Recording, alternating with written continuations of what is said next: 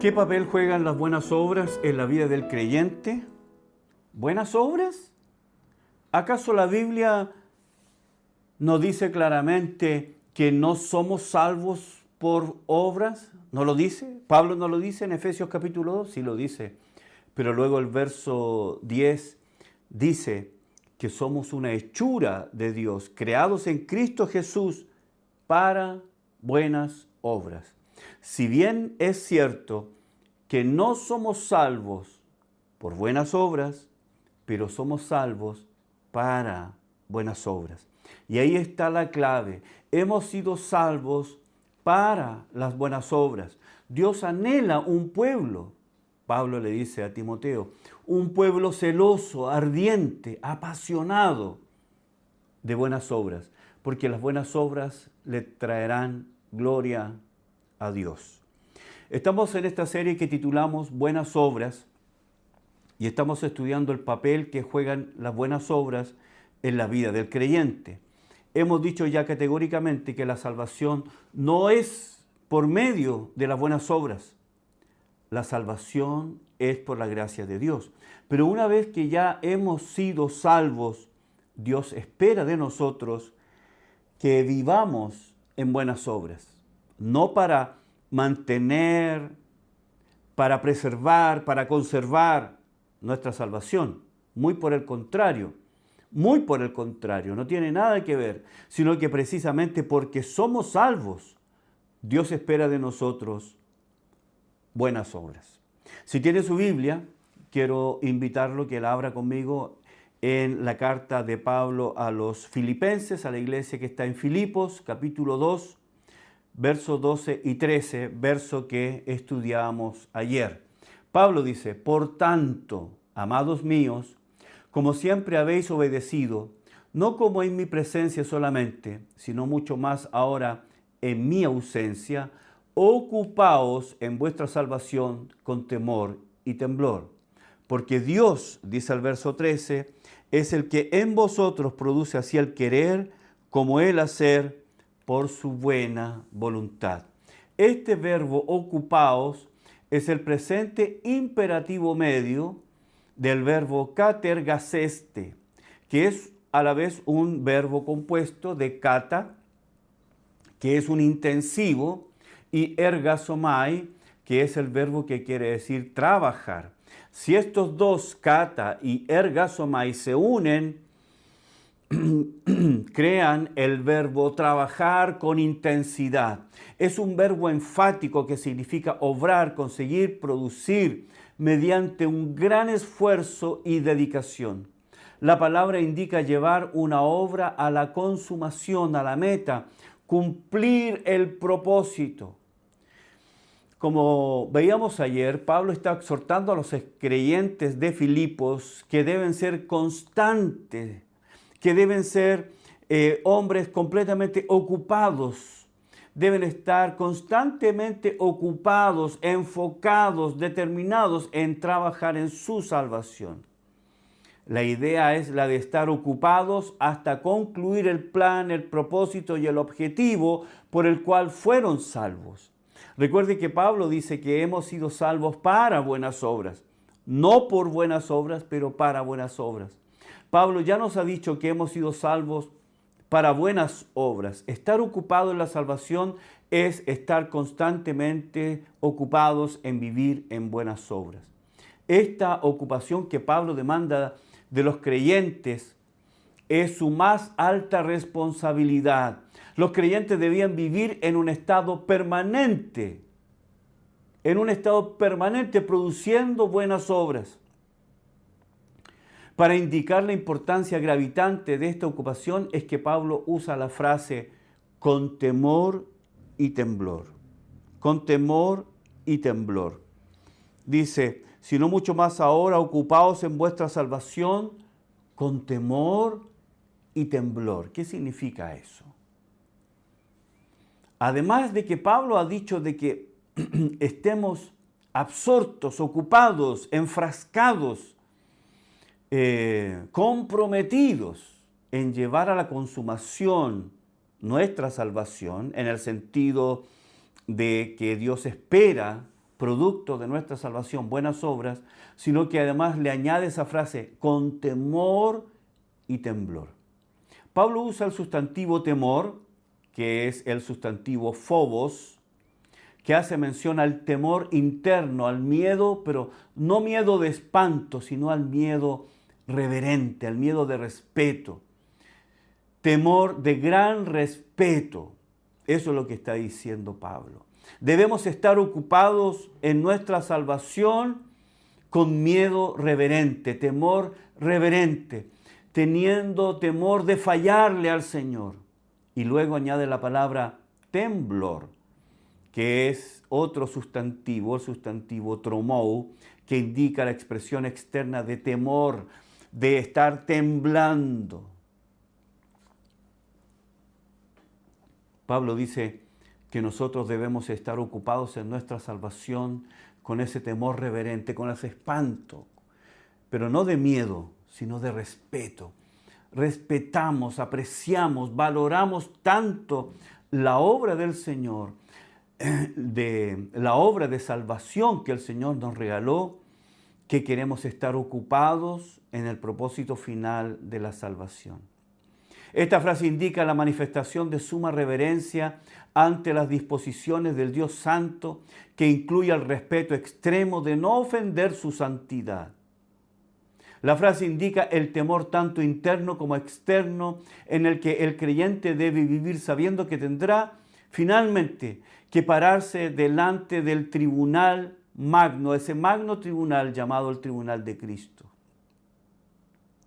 Si ustedes me permiten, quiero rápidamente dar una lectura, algunas porciones del capítulo 2 de mismo Filipenses.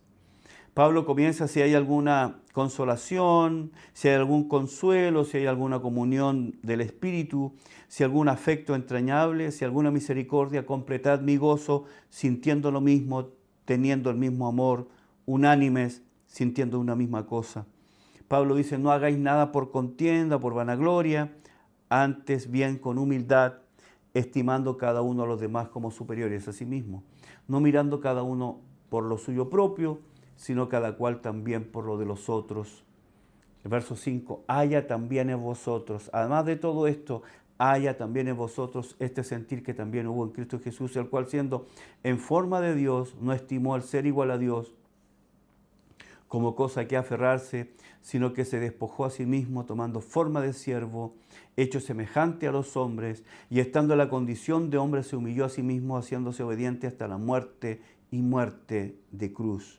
Estaba hablando de la actitud de Jesucristo al tomar forma de siervo, dejar la gloria y venir y tomar forma humana, vestirse con humanidad, hacerse como uno de nosotros. La segunda persona de la Trinidad tomó forma humana, se hizo hombre. ¿Para qué? Para cumplir el propósito, ser obediente hasta la muerte y muerte de cruz. Y Pablo dice, haya pues en vosotros también. Si Cristo es el gran ejemplo, nosotros debemos entonces seguirle. Si Él estuvo dispuesto a hasta ser obediente hasta la muerte y la muerte de cruz. Y luego del verso 9 en adelante dice, por lo cual también Dios lo exaltó hasta lo sumo y le dio un nombre que es sobre todo nombre, para que en el nombre de Jesús se doble toda rodilla de los que están en los cielos y en la tierra y debajo de la tierra, y toda lengua confiese que Jesucristo es el Señor, para gloria de Dios Padre. Verso 12, por tanto, ocupaos en vuestra salvación. Cristo tuvo un propósito, Él vino con un propósito, Él se hizo hombre con un propósito, Él tomó forma humana con un propósito de ser obediente hasta la muerte y muerte de cruz. Por eso Dios lo exaltó. Por lo tanto, también nosotros tenemos un propósito. También nosotros tenemos un llamado, y es a estar ocupados en nuestra salvación, y debemos hacerlo con temor y temblor. Hermanos, ¿por qué? Porque un día nos pararemos delante de Dios en ese magno tribunal llamado el Tribunal de Cristo, en donde Dios no juzgará nuestros pecados, no juzgará nuestras caídas, no juzgará nuestras fallas y errores. Lo que será juzgado es qué es lo que hicimos con nuestra salvación. La vida del creyente después de su salvación. ¿Cuál era su estilo de vida después de la salvación? ¿Cómo administró su tiempo después de la salvación? ¿Cómo administró sus bienes, sus dones, sus talentos? ¿Cómo sirvió al Señor? Ocupados en vuestra salvación, es lo que dice categóricamente Pablo. Pablo dice, ocupados, estén ocupados en vuestra salvación. Este es el propósito. El Señor, como dije ayer, no nos salvó para ser floreros en la iglesia. No nos llamó para hacer una decoración, un chiche en la iglesia. Él nos llamó para estar absortos, ocupados, llevando a la consumación nuestra salvación. En ese tribunal no habrá condenación para los salvos. Pero el creyente negligente podrá recibir pérdida de recompensa y sobre todo se hará manifiesto la falta de gratitud por todo lo que el Señor hizo por nosotros. Falta de gratitud será una bofetada en el rostro del Salvador, quien cumplió con las justas demandas de Dios para alcanzar nuestra salvación. Y Él espera que nosotros llevemos a la consumación nuestra salvación. Y eso debemos hacerlo con temor y temblor. ¿Se da cuenta el papel gravitante que juegan las buenas obras en la vida del creyente?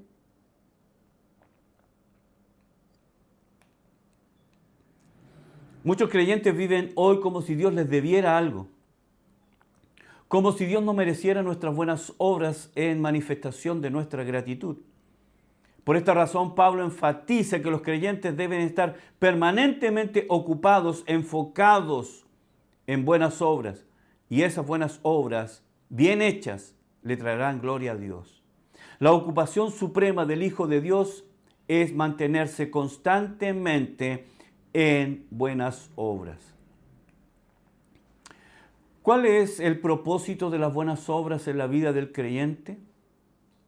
¿Por qué es tan importante? El propósito de las buenas obras es que Dios sea glorificado. ¿Ok?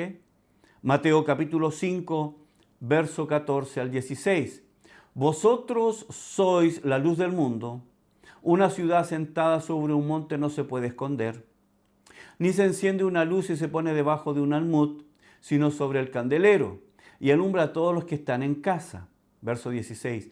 Así alumbre vuestra luz delante de los hombres para que vean, ¿qué dice Pablo? ¿Qué dice el Señor Jesús?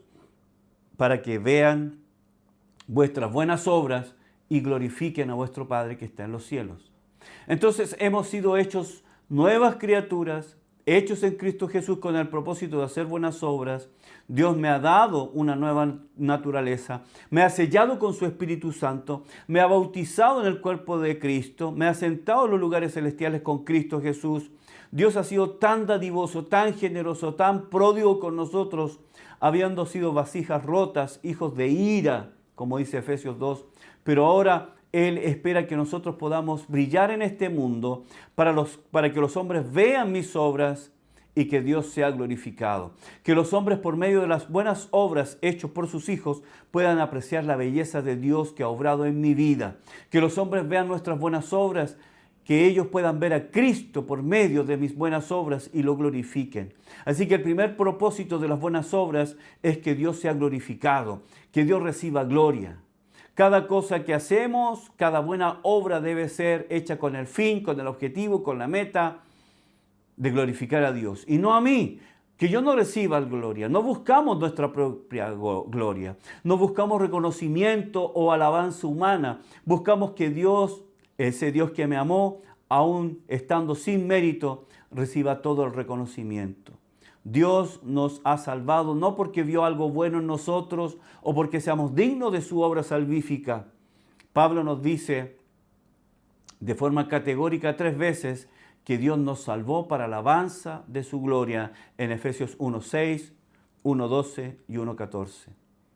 Lo dice claramente, hemos sido para la gloria de su alabanza. Es la gloria de Dios el objetivo principal de nuestra salvación y la razón de todas nuestras acciones. 1 Corintios capítulo 10, verso 31. Si pues coméis o bebéis o hacéis otra cosa, hacedlo todo para la gloria de Dios. Hermanos, esta es la regla. Todo lo que hagamos, todo debe cumplir esa norma, esa regla. Todo debe ser hecho para la gloria de Dios. La medida de todo lo que hacemos, de nuestro andar diario, la motivación de toda acción, la razón de todo nuestro estilo de vida, que Dios sea glorificado. Las buenas obras han sido dadas por Dios para que Él reciba toda la gloria. Juan capítulo 15, verso 8 dice, en esto es glorificado mi Padre, en que llevéis mucho fruto y seáis así mis discípulos. Filipenses 1, 9 al 11 dice, y esto pido en oración, que vuestro amor abunde más y más en ciencia y en todo conocimiento, para que aprobéis lo mejor, a fin de que seáis sinceros e irreprensibles para el día de Cristo, llenos de fruto de justicia, que son por medio de Jesucristo, para gloria y alabanza de Dios. 1 Pedro 2, 11 y 12. Amados, yo os ruego como extranjeros y peregrinos, que os abstengáis de los deseos carnales que batallan contra el alma, manteniendo buena vuestra manera de vivir entre los gentiles, para que en lo que murmuran de vosotros como de malhechores, glorifiquen a Dios en el día de la visitación, al considerar vuestras buenas obras. Pedro nos advierte que el mundo está observando la vida del creyente. Él nos dice, el mundo está mirando. Y el mundo no se asombra mucho por las palabras, sino más bien por los hechos, nuestra conducta. El creyente como extranjero, como lo menciona Pedro, y peregrino, debe tener una conducta buena, honesta y ejemplar. El mundo está muy atento a las fallas del creyente y vaya que las exalta cuando éstas son evidenciadas. Es por eso que la conducta debe ser algo que practiquemos de continuo. Pedro dice, manteniendo buena vuestra manera de vivir. Manteniendo. El verbo indica tener o retener. Se utiliza de una concepción mental, considerar una firme adhesión a la fe. Retener. Los creyentes entonces deben retener y mantener firme la convicción de vivir para Dios. El creyente debe tener en su mente, grabada en su mente, que todo lo que hace está siendo observado. Recuerde usted que los creyentes del primer siglo, eran considerados, entre otras cosas, malhechores. El cristianismo era considerado una secta rara. Su creador murió en una cruz, que era el máximo nivel de vergüenza. La cruz era reservada solo para los malhechores más impíos. ¿Cómo podía haber seguidores de Cristo? Recuerde entonces que los creyentes del primer siglo eran considerados malhechores, tanto por los judíos como por los gentiles. Su acusación era la de ser seguidores de Jesús, que murió como sedicioso por estar en oposición al poder establecido, al hacerse rey en contra del emperador romano. Los creyentes eran objeto de desprecio.